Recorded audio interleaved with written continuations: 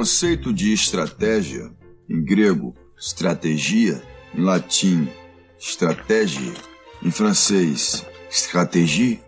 O senhor está anotando? Xadrez corporativo.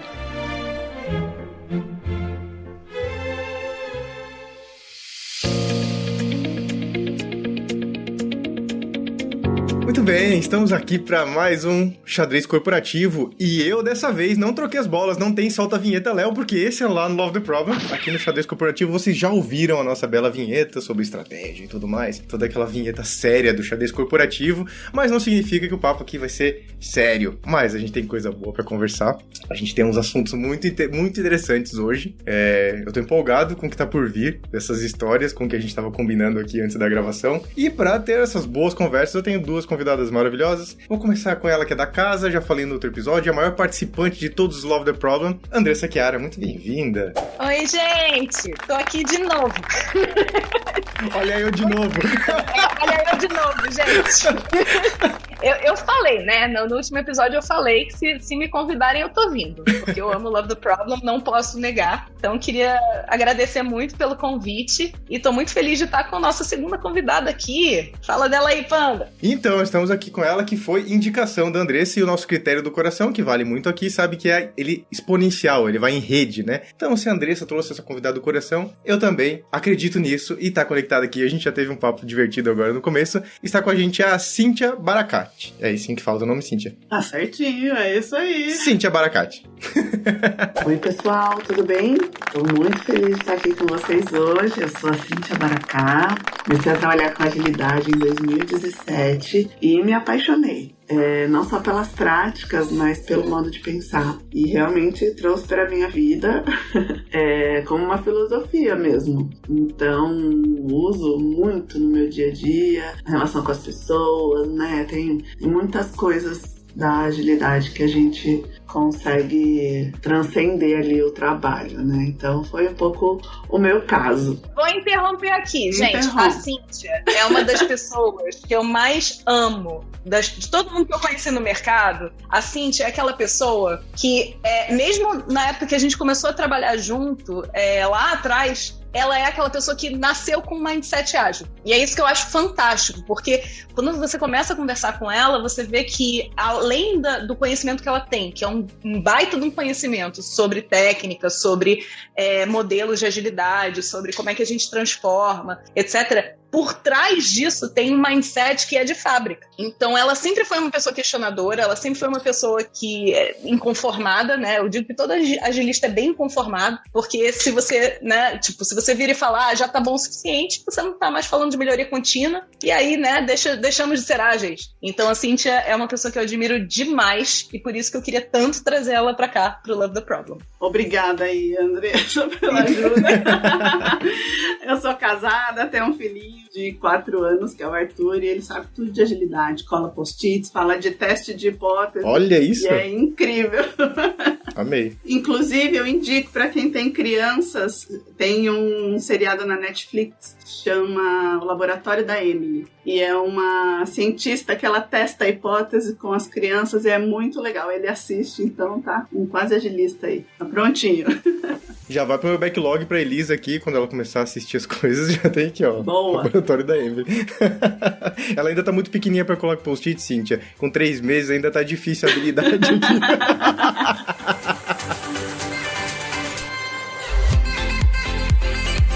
Mas muito bem. Apresentadas os nossos participantes de hoje, o assunto, eu vou dizer que ele é um assunto perene na comunidade de agilidade. A gente fala disso há muito tempo e eu acredito que a gente vai continuar falando disso por muito tempo, enquanto a gente precisa analisar conceitos, modelos, fórmulas e tudo mais, né? Porque a gente presencia constantemente, ainda mais agora, num momento talvez de hype da agilidade, talvez muito mais do que alguns anos atrás, onde a gente tem a replicação de coisas já validadas no mercado, que a gente às vezes chama de fórmula, chama de modelo, chama de receita de bolo, bala de prata.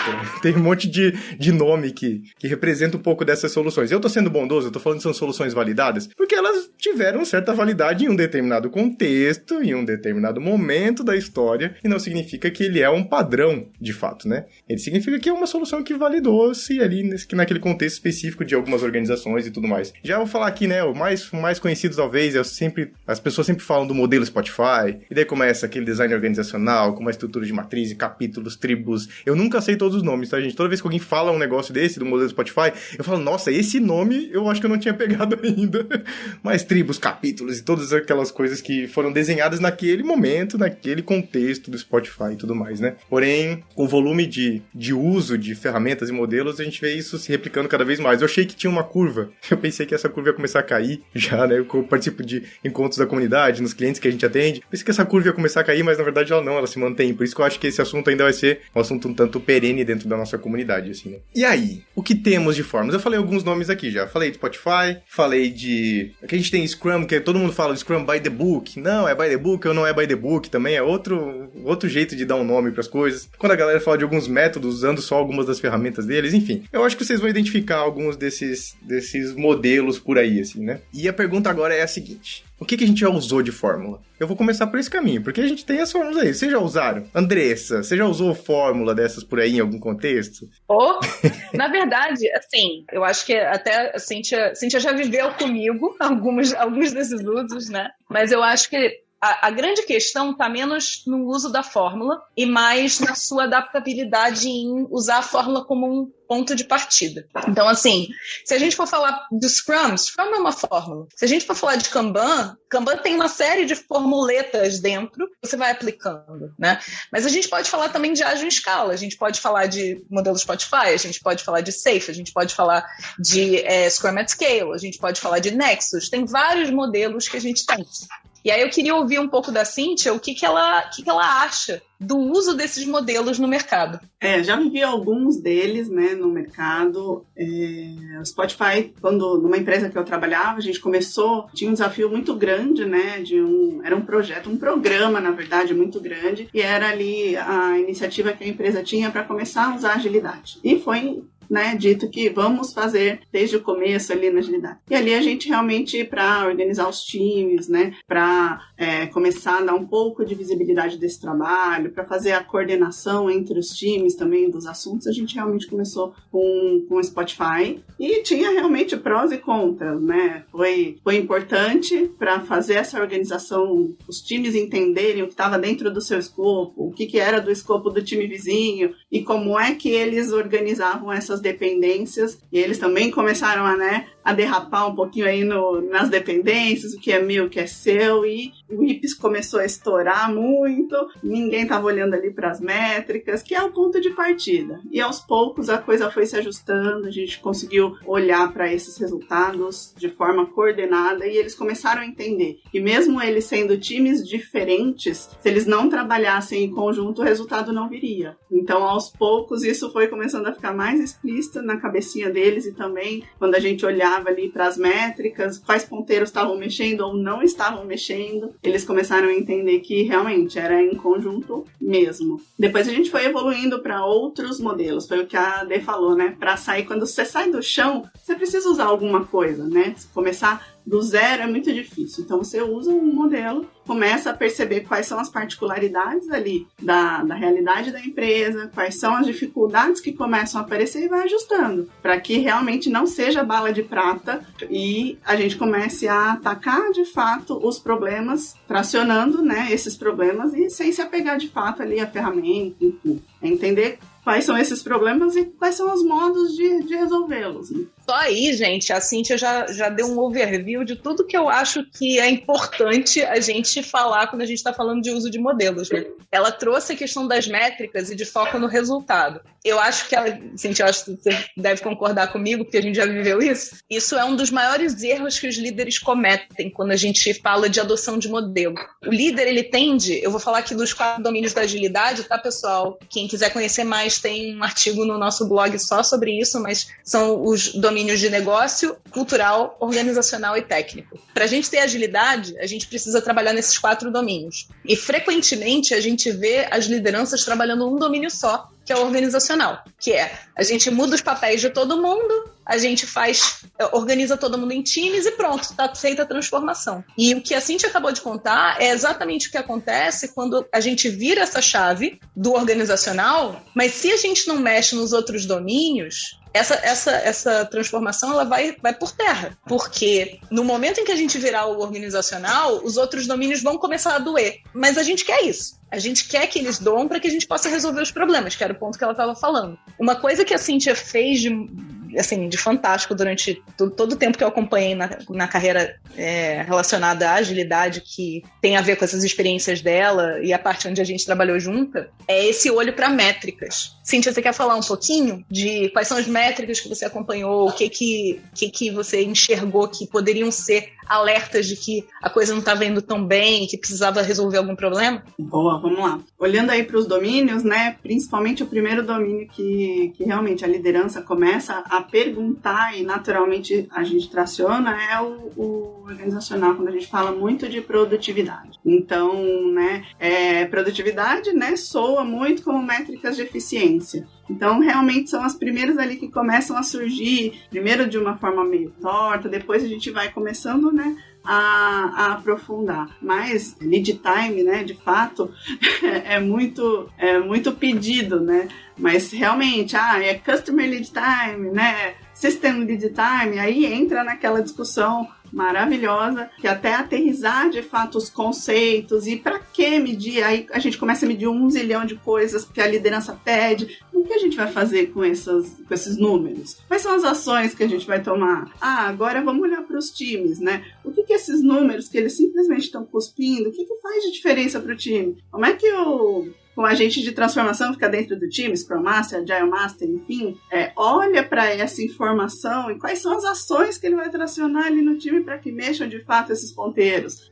Mas do outro lado, legal, a gente atingiu aqui o lead time ok, a gente consegue olhar para o scroll time, a gente tem ali o touch times, o waiting times, tudo isso e a gente ainda não está entregando. Legal, então acho que a gente precisa começar a olhar, né, para o outro domínio que é o de negócios, né? Não adianta a gente cuspir um monte de métricas aí de performance se a gente não está olhando para eficácia, se a gente está entregando a coisa certa, é o que realmente vai fazer, né, vai trazer resultado para o negócio, vai fazer a diferença para o negócio, vai fazer o negócio ser ali flexível, né, a ponto de atender as mudanças do mercado. Então esse ali começa a ser o segundo que eles começam a olhar um pouquinho mais ali, e aí a gente entra, né, na priorização, a gente está priorizando a coisa certa, isso vai trazer o resultado esperado, a gente priorizou esperando um resultado X e ele não aconteceu. E agora? O que a gente faz? Então tudo isso começa a girar, né, e fazer essas coisas todas a se juntarem para a gente pensar no restante, né? E o técnico, tá legal? Então vamos olhar para a qualidade, não adianta a gente ter um lead time curto, entregar muita coisa, se a qualidade também já foi, né? Então como é que a gente organiza tudo isso e as pessoas, né? Então quais são as métricas ali que a gente consegue olhar de atmosfera, né, do cultural? Tem fit cultural com a empresa, o que a gente está fazendo? Também não adianta entregar muito resultado para o negócio se as pessoas não têm, né, ambiente seguro para trazer os pontos, ou se ficam ali muitos corpos pelos caminhos. Né? Como é que a gente equilibra tudo isso, né? E é sempre a pergunta que eu faço. O que a gente vai fazer com essa meta? O que a gente vai fazer com esse indicador? Quais são as ações posteriores? A gente está preparado para isso? Porque medir por medir não faz tanto sentido, né? Quando você traz esses pontos das métricas, eu fiquei pensando porque eu participei do Link-Off São Paulo agora de 10 anos, que rolou esse final de semana. E um dos assuntos que a gente conversou lá nos grupos foi o seguinte: quais métricas eu devo usar agora que o time está implementando o método Kanban? E daí eu fiquei tipo, e a pessoa que trouxe, ela tinha uma lista já. Isso. Eu falei, tá, peraí, calma. Calma aí. Senão a gente tá de novo indo mesmo com um método que a gente entende como evolucionário, evolucionário, ou evolutivo, já veio com um padrão, um modelinho, assim, essas são as métricas que você deve usar. E vai totalmente de conta com o que você trouxe, Cíntia, porque, tipo, senão a pessoa ia começar de forma enlouquecida a pegar um monte de métrica, listar, fazer um dashboard, ficar super complexo aquilo, e o time não move as tarefas no quadro, assim, sabe? Então, tipo, pra que a gente tá levando essa grande mudança de trazer uma coisa, porque é uma expectativa, né? Não é nem, na verdade, o resultado de negócio que você tá fazendo. Olha só, como você trouxe boas conexões, né? A gente muda o organizacional faz a gente olhar para algumas métricas. Essas métricas mostram que a gente precisa olhar para outra coisa. Isso leva pro negócio, pra cultural, enfim, tudo mais. Se a gente simplesmente pegar um pacotinho de métricas e falar para aquela organização, use essas métricas, ou colete essas métricas. Isso não traciona nenhuma evolução dos negócios, né? A gente pode chegar num cliente aqui, como o K21, por exemplo, como consultores, imagina chegar num cliente e falar só, seguinte, pra gente começar, vocês têm que pegar e tirar essas métricas aqui, ó. Pum. A gente fala, tá, mas beleza. Pode ter um bom BI, pode ter uma boa forma de coletar esses dados e começar a cuspir esse monte de informação. Tá, mas e aí? O que significa, né? Isso é bom, isso é ruim? Isso faz sentido, não faz? Qual é o contexto em que isso está inserido e tudo mais? Eu gostei muito desse ponto que você trouxe, dessas conexões, né? Porque senão a gente só tá pegando pedacinhos de um modelo e entregando pras pessoas dizendo, faça isso quando é métricas, faça isso quando é organizacional, faça isso quando é clima dentro do time, faça isso quando é team building, faça isso, sabe? Tipo, tem vários pequenos modelinhos que parecem ser úteis até a gente botar eles à prova. E eu gostei muito desse ponto que você trouxe dos porquês. Por que você está usando essa métrica? Que tipo de resultado que ela está gerando? Elas são úteis para o tipo de resposta que a gente precisa? Então eu achei muito, muito bom essa parte que você trouxe. Um ponto importante do que a Cíntia está trazendo, galera, é que a maioria dos líderes, pensa em agilidade como uma forma de melhorar a produtividade. Foi a primeira coisa que a Cíntia falou. Isso. O líder, ele vira e fala, eu quero que a minha empresa seja ágil para melhorar a produtividade, porque eu vou entregar coisa mais rápido. E a gente já viveu inúmeras vezes a situação onde, quando a gente começa a melhorar a eficiência e começa a entregar mais rápido, o líder descobre que o que a gente está entregando não é o que o mercado quer. Uhum. Né, Cíntia? Isso aí. Como é que é isso pra você? É exatamente isso, né? Porque a gente percebe que o problema muda de lugar, né? Não era mais a velocidade, é o quê, né? Pra gente saber se realmente o que as pessoas estão debruçadas, o time está debruçado, realmente vai fazer diferença, vai trazer o resultado esperado. E os líderes têm muito essa cabeça de, então não é a velocidade, então é a ferramenta. Então tenta essa ferramenta aqui para resolver esse problema. Não, esse problema aí eu já vivi no passado, esse framework aqui, ou essa dinâmica aqui vai resolver o seu problema. E muitas vezes o que acontece é que o time primeiro desengaja, não vê valor, porque não entende o porquê tá usando aquilo, e a coisa, né, acaba degringolando ainda mais. E, de novo, né, não existe a bala de prata, né, trazendo aqui o nosso tema de novo. São necessidades diferentes, são contextos diferentes, e realmente pode resolver um pedaço da questão, mas o todo não, vai acabar trazendo luz a novos problemas, como a Dê trouxe, e aí realmente muda completamente o objetivo que era o inicial, né? Então já vou colocar aí, anota, Léo. Dicas da Cíntia! Dica número 1. Saiba que o problema vai mudar de lugar. Você não vai aplicar um modelo e todos os seus problemas estarão resolvidos, né? Você não vai aplicar um modelo e vai falar, olha, agora que tá com esse modelo, pronto, não preciso mais me preocupar.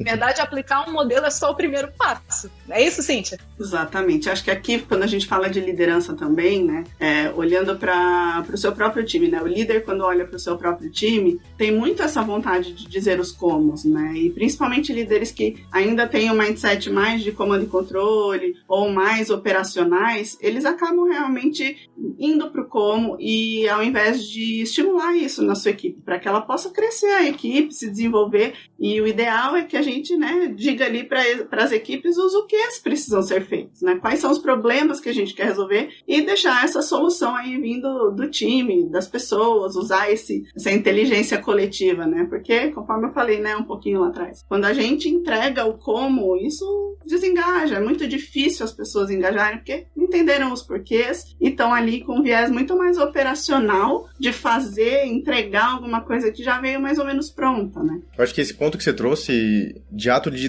liderança, de fato, isso pra mim é um ato de liderança, né? Acreditar que os times das suas áreas, enfim, seus departamentos vão trazer as melhores soluções, que a solução vai emergir ali dentro, né? E pra mim, eu acho que esse é um dos grandes problemas que gera esse superuso de modelos ou supervalorização dos modelos, que é a falsa sensação de certeza. Quando a gente traz um modelo, a gente tem uma expectativa de certeza que nem sempre vai ser realidade. E ela traz uma dureza na gestão daquele negócio que ele muitas vezes pode mais atrapalhar do que ajudar. Eu tenho um caso, isso no trabalho do conhecimento, então, fica muito mais sério, né? Tem um caso que eu lembrei agora que a Cíntia estava falando. Eu trabalhei numa indústria gráfica, fazia embalagem de papel cartão, embalagem de medicamento, de remédios, de cigarro e tudo mais. E aquela empresa tinha uma máquina super high-tech, uma impressora de 8 cores, super tecnológica, blá, blá. Foi um baita investimento, gastou não sei quantos milhões para comprar aquela máquina lá e tal. E daí o sentimento do dono da empresa, que é literalmente, o dono da empresa é a expressão correta, porque é um dono da empresa e ele tem todo o estereótipo de dono de empresa, sabe? Então é este estereótipo que eu tô falando aqui. Dono da empresa,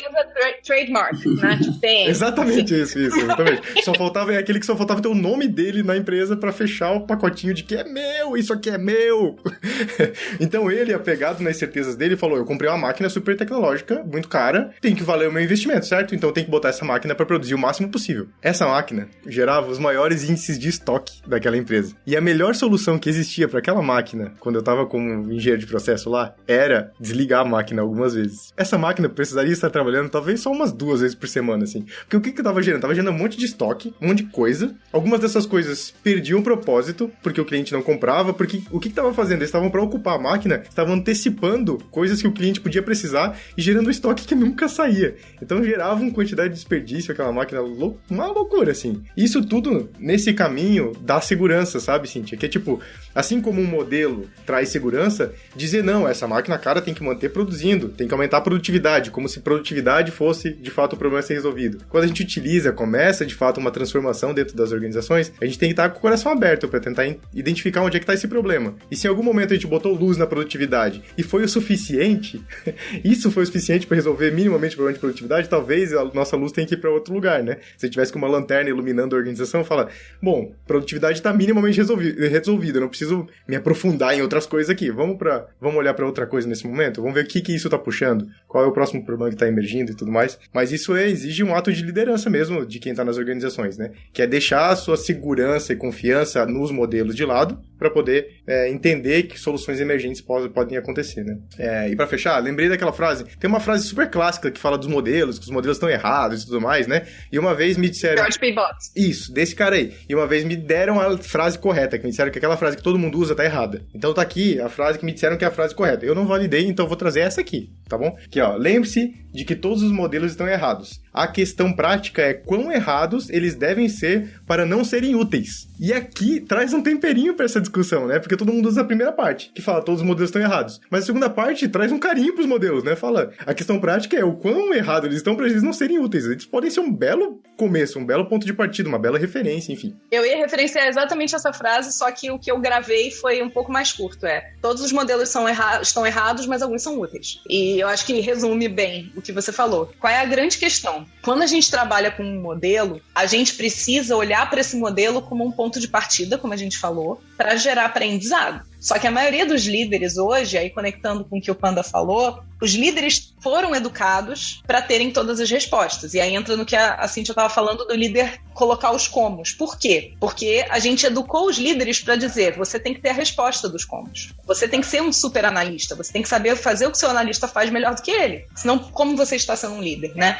E são naturezas de trabalho hoje em dia completamente diferentes. A forma como você deveria trabalhar um líder, para formar o líder, ela é diametralmente, ela é completamente diferente de como você deveria trabalhar um analista para ele se tornar um especialista. E acaba que isso gera, por exemplo, decisões onde eu pego e falo, esse modelo a gente conseguiu implementar. Então agora a gente ainda não viu as métricas, a gente ainda não viu se esse time está produzindo, mas vamos triplicar, quadruplicar os times. Cíntia já passou alguma vez por isso? Já passei, e ainda assim, né, eu quero que esse investimento que eu tô fazendo agora, né, dê um retorno em breve. Então, assim, qual é o custo que eu tô reduzindo aqui com esse investimento? O que isso tá me trazendo? Como eu consigo amarrar isso e enxergar lá no DRE? E assim, né, as pessoas esquecem que passa realmente por um momento de aprendizado, em como a Dê trouxe, né?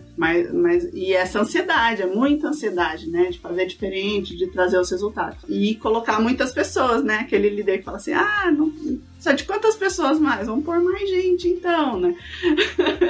E não é bem assim, né? A sensação que eu tenho, Cíntia, é que o líder tá pensando assim, eu já implementei o modelo, então tá dando. Exato, faz o check. E não é isso, é o contrário. Eu implementei o modelo e agora eu preciso gerar aprendizado para saber o que eu tenho que mudar nesse modelo para ele se adequar às minhas necessidades, às necessidades da minha empresa. Então, o modelo, gente, não é que o modelo tá errado necessariamente, mas o modelo, ele é para ser o início do trabalho, não o fim. E começar pequeno, né? Começa pequeno ali, né? Colhe os resultados e aí começa a fazer isso crescer, escalar e exponencializar, né? Mas primeiro pequenininho. Senão você vai estar escalando bosta. Vamos exponencializar a merda, gente. É isso aí. É isso, é deixar a máquina, a impressora imprimindo milhões de folhas de papel. Porque, sim, vamos fazer, porque tá aí. E a gente já viveu isso em software também, né? Tipo, o Panda deu um exemplo de né, material físico, mas quando você pensa que, sei lá, quantos % de todo o software produzido nunca é usado ou usado raramente, é disso que a gente está falando. É porque alguém achou que era mais importante executar a ideia do que testar e validar a ideia. E isso serve para o modelo organizacional também, né? Exatamente isso. Todos esses paralelos que a gente está fazendo servem para produtos físicos, produtos digitais, para modelos, para cultura e tudo mais. Senão é a mesma coisa a gente pegar e falar assim, tá vendo? Esse aqui é nosso modelo de cultura. A gente experimentou aqui num cantinho e a gente quer agora replicar para a organização inteira, assim, sai abrindo para tudo. Cultura é um negócio mais volátil ainda, né? Muito mais contextual, muito mais... E, tipo, como é que isso vai ser no crescimento, assim, né? Eu recebi uma proposta de emprego, vou falar aqui. Recebi uma proposta de emprego há pouco tempo. Como é que é o negócio? Essa proposta de emprego vinha com um negócio do tipo,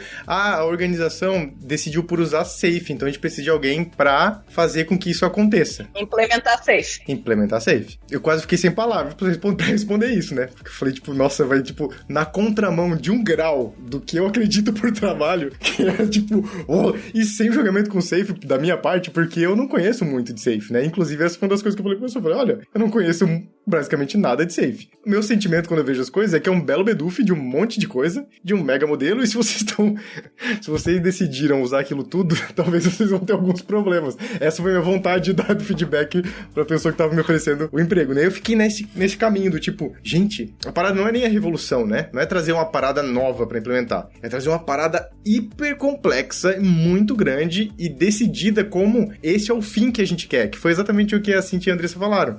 Eu tava com a sensação de que aquela proposta de emprego vinha no final com, o seu critério de sucesso é a empresa rodando Safe. Eu falei, cara, mas pra que isso, assim, né? Tipo, não vejo muita razão nisso por si só, assim. E eu acho que aqui também é uma parada dos modelos que pega, além deles, da gente ter consciência de que eles são úteis, mas eles estão errados, mas a consciência também de que ele não é o fim por si só. E daí isso que eu queria ouvir, talvez, um pouco da experiência de vocês, sobre, tipo, quando é que o que a gente teve de resultado quando a gente teve consciência de fato de que o modelo não é o fim por si só. Eu vou puxar um exemplo e vou passar pra Cíntia, porque é um exemplo dela, eu só vou provocar aqui, porque eu quero muito que ela conte essa história.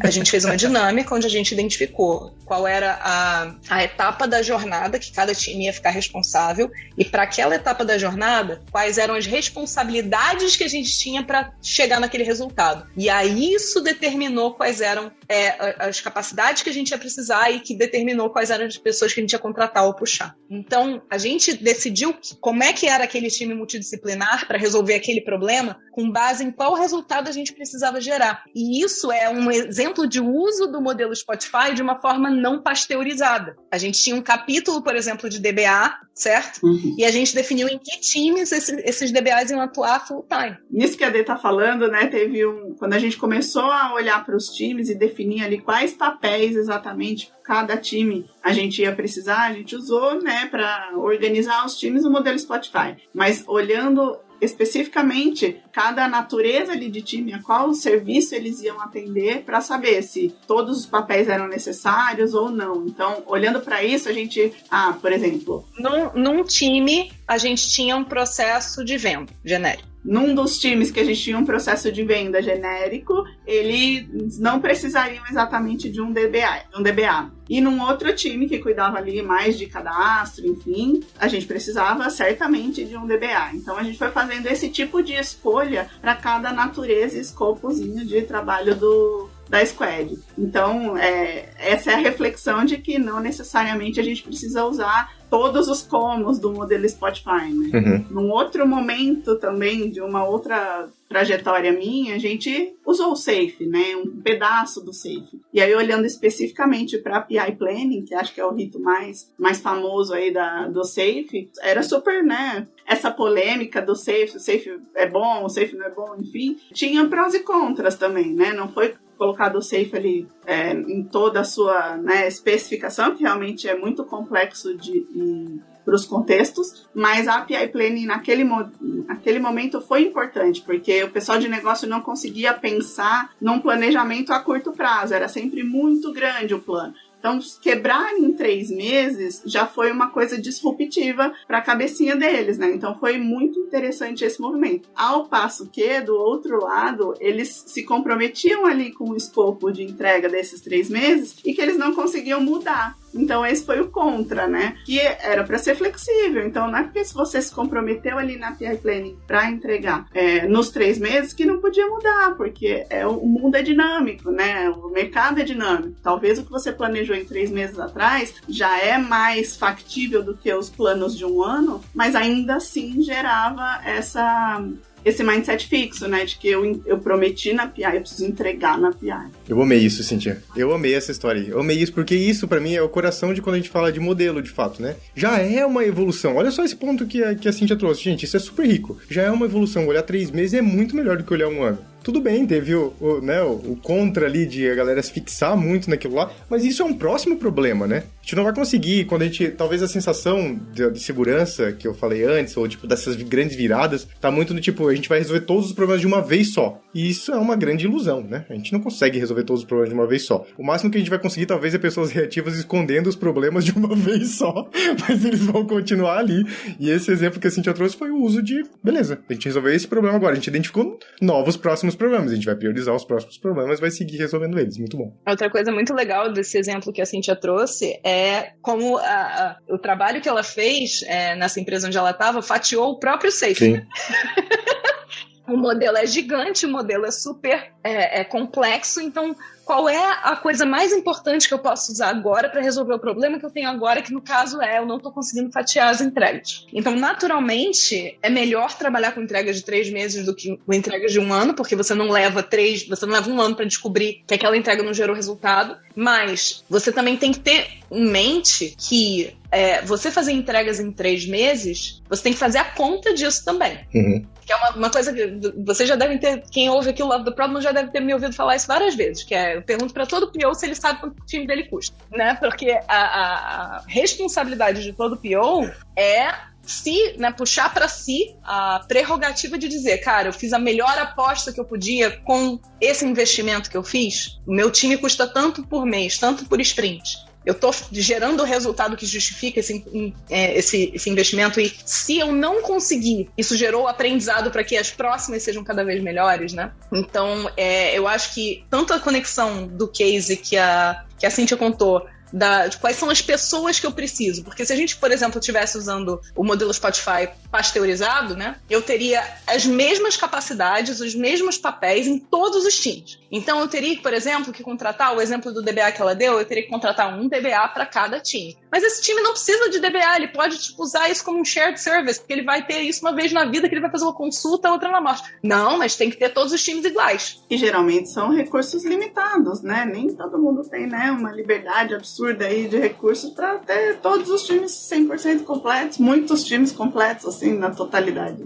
E aí a gente tem que entender muito bem como é que a gente vai colocar essas pessoas para que, elas tenham realmente a maior entrega de valor possível, e 2, para que elas não fiquem desmotivadas ou fazendo uma coisa que é terrível. Eu vou puxar da gestão de projetos tradicional aqui, que é gold plating, né? O que é o gold plating? É você, ficar embelezando alguma coisa para dizer que você está ocupado. Uma pessoa no time que a natureza do que ela está entregando, o exemplo que a Cíntia deu foi, por exemplo, venda versus cadastro. Venda vai ter um aspecto transacional muito forte. Então, as capacidades que a gente tem que ter nesse time são para dar suporte a esse aspecto transacional. Já cadastro vai ter uma orientação à base de dados muito forte. Então, naturalmente, esse time tem que ser mais expert nisso. E se eu começar a tratar todos os times como se eles tivessem que ter as mesmas capacidades, vai dar errado. E eu vou ter gold plating. Eu vou ter, por exemplo, tabelas maravilhosas que não fazem nada dentro da parte de venda. É basicamente esse o risco que a gente está tentando matar aqui quando a gente trabalha de uma forma mais adaptável. Tem sentido, Cíntia? Sim, perfeito. E você falando agora me fez lembrar de uma outra situação, né? Que nessa discussão ainda de por qual time eu começo, né? Vendas ou cadastro? E foi uma discussão homérica, né? O gestor falando, não, tem que ser por cadastro. Como é que vendas vai começar se não tiver a base pronta?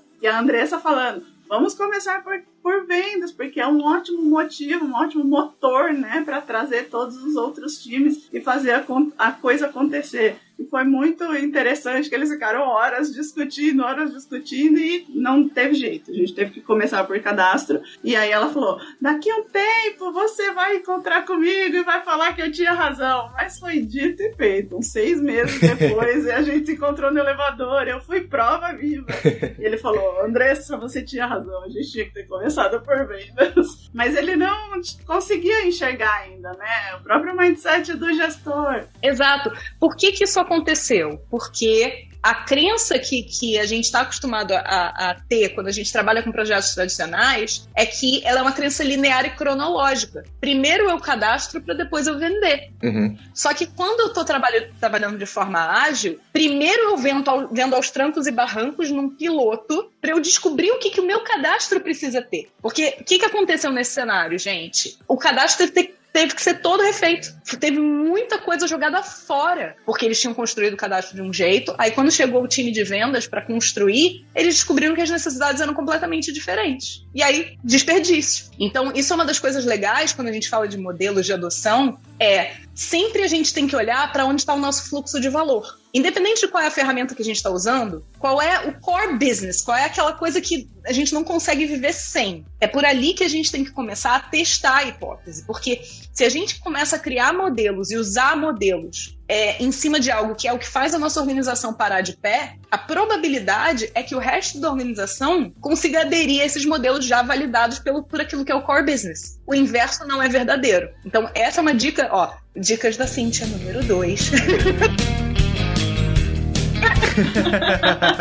Comece por aquilo que é o seu core business. Porque muitos líderes têm medo, né, Cíntia, de mexer na vaca leiteira. Essa é outra treta, fala aí.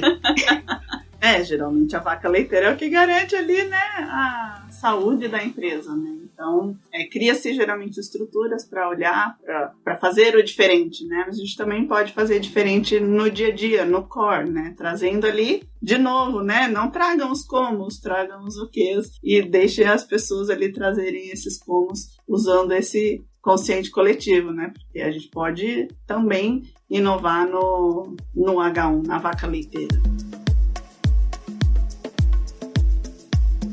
Quando vocês estavam falando, eu lembrei, chegando nesse lugar da liderança, né? E como a gente evita o uso dessa bala de prata, de fato, assim, né? Como é que a gente não cai nessa cilada de, tipo, fazer isso vai gerar o resultado que eu preciso, né? Executar este como aqui vai gerar o que eu preciso. Eu lembrei de 2 livros. Um deles, eu acho que nunca foi citado aqui no Love the Problem. E se nunca foi, a gente cometeu um grande erro de não ter falado dele até hoje, eu acho. Vou começar por ele, eu peguei ele aqui na mão porque ele tava na minha prateleira, mas eu vou falar pra vocês. E todos os links, referências, tudo que a gente falou até agora vai estar lá no nosso backstage, K21.link/LoveTheProblem. Lá no card do episódio vão ter as referências que a gente tá falando aqui. É esse aqui, ó.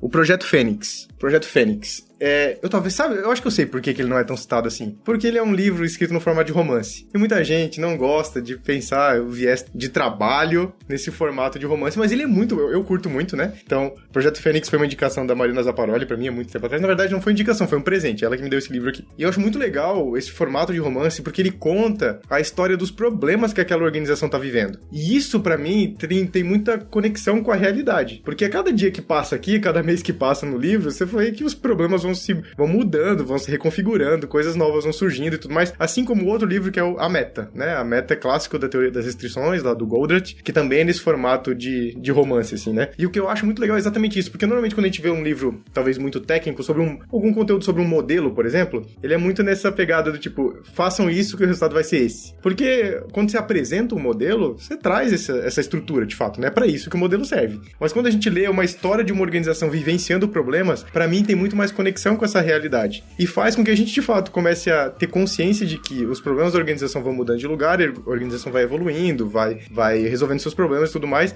e que uma bala de prata, de fato, não vai resolver todos os problemas de uma vez, né? Então, por isso que eu acho que fica a dica pra quem estiver ouvindo a gente, leiam esses 2 livros, ele tem esse formato de romance, talvez você não curta no começo, mas insiste um pouquinho, porque você vai se sentir vivendo os problemas da organização junto com as pessoas do livro, assim. Eu acho que é isso que talvez ajude a gente a evitar a bala de prata. É saber que a gente vai ter um processo contínuo de resolução de problemas dentro das nossas organizações. E que fazer uma coisa não vai resolver todos. Uma coisa legal nessa questão do processo contínuo tem a ver com a ansiedade que a Cíntia falou dos líderes, né? A gente gosta muito de trabalhar, e eu sei que a Cíntia tem uma pegada muito parecida, que é que tipo de resultado a gente quer ter gerado em 3 meses, por exemplo. Por que isso é importante, gente? Porque se a gente não olhar para resultado, a gente está permitindo que os nossos líderes e os nossos liderados façam sua tarefa. E aí entra a questão dos indicadores que a Cíntia falou no início. Qualquer transformação, a forma que a gente tem de garantir que os modelos não sejam apenas aplicados como se fossem bala de prata, é a gente olhar para as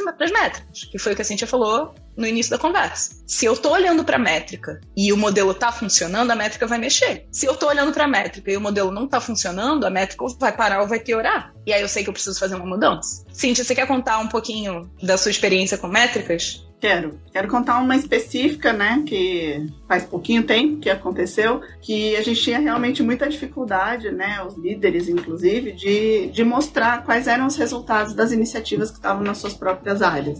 E só que eles estavam muito mirando as métricas fins. E eles estavam ali trabalhando ainda muito no início, teste de hipóteses, né, fazendo validação dessas hipóteses, muito pequeno, com grupos controlados ali de clientes, né. E aí a gente teve um insight ali de trazer para eles a métrica meio, que são os testes de hipótese vão mostrar resultados pequenos, resultados do teste, não resultados pro negócio. Então, diferenciar isso para eles fez muito sentido, ajudou muito nessa jornada toda, né? Porque eles vinham muito buscando a métrica que mexesse os ponteiros do negócio, mas ainda assim sem conseguir escalar aqueles pequenos resultados da hipótese. Então, isso foi um case super legal que a gente conseguiu aqui, e fez toda a diferença para eles entenderem que é fatiado, é pequeno, né? Então, testa pequeno, dê visibilidade da métrica meio também, que ela é tão importante quanto, né, a métrica de negócio, porque ela vai te dizer se você está no caminho para atingir a métrica de negócio ou não, ou se abandona ali, pivota, traz outra, né? Enfim,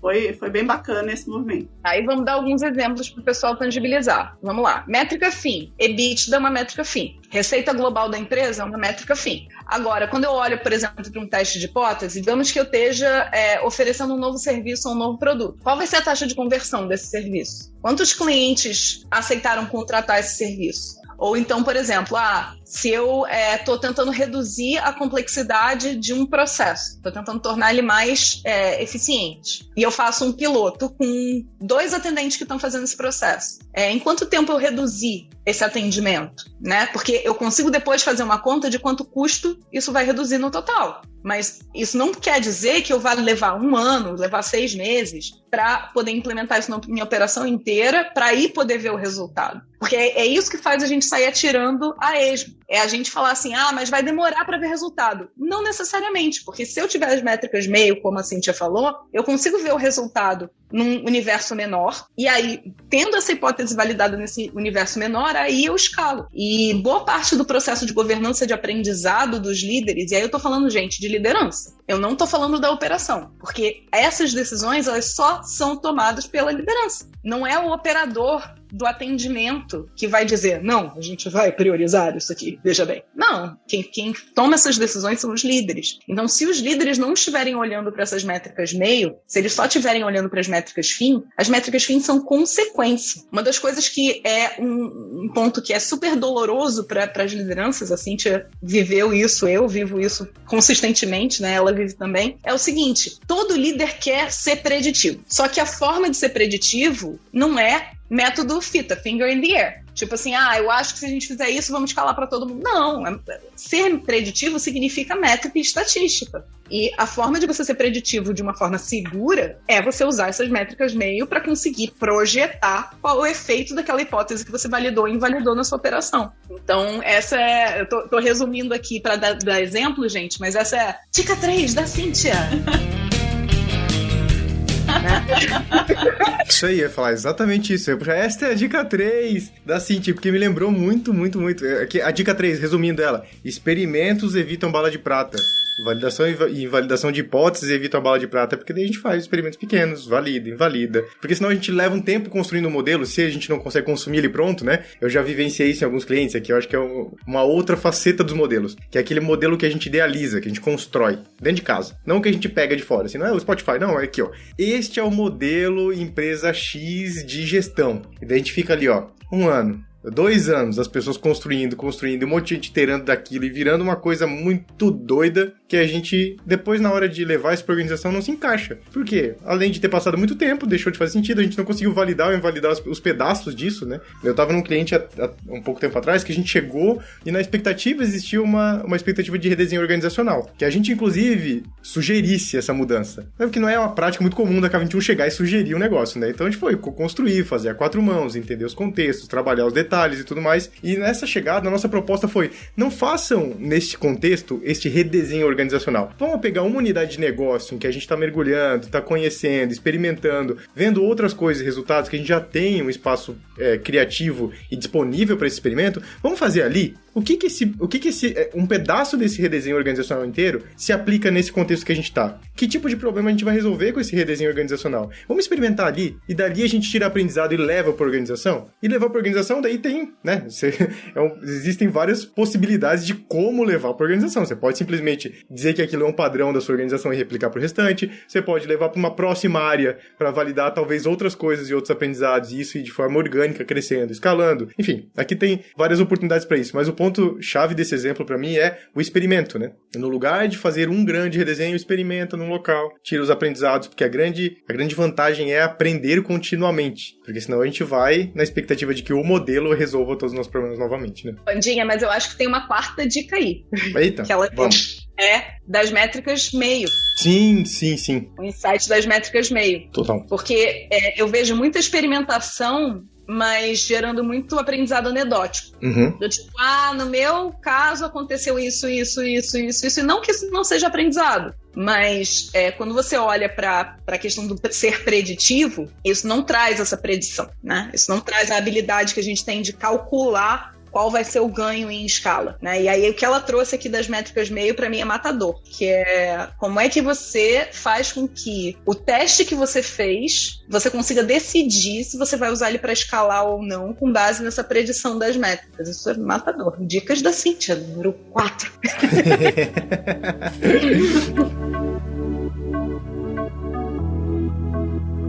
Muito bem, gente, a gente tá indo pro nosso final, tá indo pro fim do nosso episódio, a gente tem alguns minutinhos aqui com vocês ainda. Eu queria ouvir de vocês, Cíntia e Andressa. A grande pergunta é: receita de bolo vale ou não vale? Depende. Aê, eu amei! Eu tava esperando essa, muito bom. O jargão, né? Claro. Eu falo que a Cíntia é praticamente K21, você já entendeu por quê? Muito bom. Aí, ó, pegou na hora. Nossa, eu não esperava uma resposta diferente. Não tem como, né? Depende. Então, como a gente falou aqui um pouquinho, está começando, precisa começar de algum lugar, né? Então, aí talvez valha, mas colhendo os aprendizados e resultados rapidamente e atacando os próximos problemas que vão surgir, porque é o que a gente falou aqui também, né? Resolução de problemas, né? Meu pai tem 84 anos, uma vez ele foi no meu ambiente de trabalho e ele falou pra mim, o que você faz? Como é que eu explico isso pro meu pai? Eu falei, pai, olha, das duas uma, ou eu tô resolvendo problemas ou eu tô causando. Ele falou, isso é o trabalho, é? Muito bom. Então é um pouco disso, né, gente? A transformação, é isso. Uma chuva de problemas. Eu vou me segurar aqui nessa metáfora porque eu achei muito boa. Em cima do depende da Cíntia e dos pontos que ela trouxe, eu acho que é o seguinte: você ter uma receita de bolo para fazer um bolo é bom, mas você tem que olhar quais são os ingredientes que você tem em casa. Porque se você pega uma receita de bolo de limão e você não tem limão na sua casa, mas você tem um laranja ou você tem chocolate, você vai ter que adaptar a sua receita. E para mim é a mesma coisa. Quando a gente olha para a organização tem uma série de características que não necessariamente são os mesmos ingredientes que quem criou a receita do bolo lá de limão tinha. Então, use a receita, mas adapte a receita. Usar a receita cegamente com os ingredientes diferentes da receita original vai dar chabu. Então, veja o que você tem na geladeira e aprenda em cima disso. E a minha, que eu vou somar aqui mas experimente não fazendo o bolo de aniversário de São Paulo lá do Bexiga, que tem quantos metros aquele bolo? Experimenta com cupcake, né, gente? Muito bom. Pô, pra quê? Inclusive, eu tava ouvindo um podcast do Autoconsciente, fica a dica pra vocês aqui, eu vou deixar no backstage, que é um sobre perfeccionismo. E ela fala exatamente, a analogia dela é sobre receitas. Ela tava falando receitas de bolo de frigideira. O grande desafio dela tava nisso, assim, né? Então, a parada é, de fato, né? A gente experimenta, a gente faz uma receita, a gente faz pequeno, a gente testa, aprende com isso, se torna uma organização que aprende continuamente. Então, os modelos podem servir muito bem pra isso, né? Pra gente aprender, pra gente copiar, pra gente experimentar, pra gente validar, invalidar, enfim. Ou eles podem servir como uma boa caixa de ferramentas. Então, se você tem ou adapta com os ingredientes que você tem, ou cria algo se inspirando em vários modelos. Mas para poder se inspirar em vários modelos, talvez você tenha que experimentar um pouco deles em vários contextos e tudo mais. Então, para mim, tem esses dois pontos do depende que são bem importantes. A disponibilidade, a disposição para experimentar diversos modelos e aprender, ou a disposição de entender os ingredientes que você tem em casa para poder adaptar aquele modelo que você está se inspirando. Eu acho que são boas analogias que dá para fazer com receita aqui. A gente podia ficar um episódio inteiro falando de receita, adaptação, modelos e tudo mais. Estamos aqui no final, chegamos aqui, gente, o episódio, olha, o papo foi indo. É sempre assim, né? Love the Problem é sempre assim. A gente sai, despretensiosa conversa, no fim, temos um episódio. Estamos aqui com o Xadrez Corporativo, com Cíntia Baracá. É isso, eu vou deixar um espaço pra vocês se despedirem, deixarem qualquer dica. Uma quinta dica, Cíntia, talvez? Quinta dica da Cíntia pro episódio, pra gente fechar o nosso papo aqui do Xadrez Corporativo. Obrigada, gente. É uma honra mesmo participar aqui com vocês. Gostei muito, dinâmica incrível, pessoas queridas. E é isso, acho que a dica é sempre experimentem, né? E também mantenham o olho no seu contexto, né? O nível de maturidade da empresa também não adianta fazer, né? É aquela técnica maravilhosa que eu vi, mas a empresa não alcança aquele nível ainda. Como é que eu que tenho esse mindset, né? Como é que eu fatio isso para dar passos intermediários para chegar lá? Dica 5 da Cíntia! Isso, exatamente. Tome cuidado e observe a maturidade da sua empresa antes de sair usando os modelos tudo. Dá vontade, gente. Eu sei que dá vontade, né? De sair usando, né, os modelos mais disruptivos, mas também não vai funcionar, né? Então, para fechar, obrigada de novo. Muito feliz de estar aqui. Cíntia, fada sensata, pé no chão. É isso aí. Muito obrigado.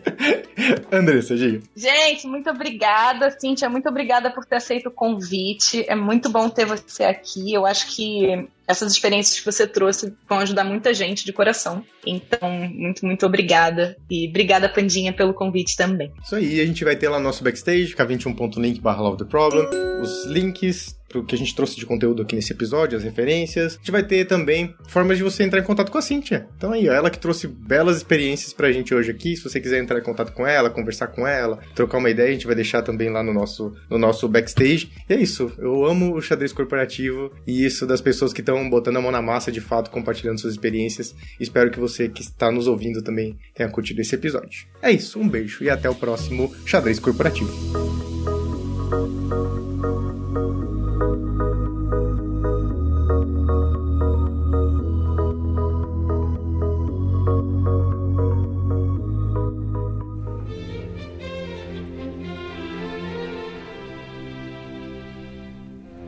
Este foi mais um episódio do Xadrez Corporativo. Xadrez Corporativo. O podcast alternativo da K21.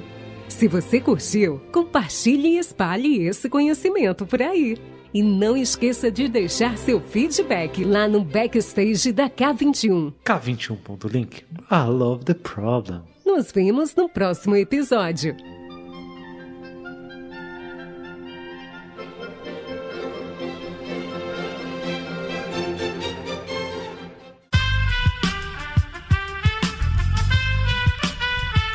Esse podcast foi editado por Aerolitos Edição Inteligente.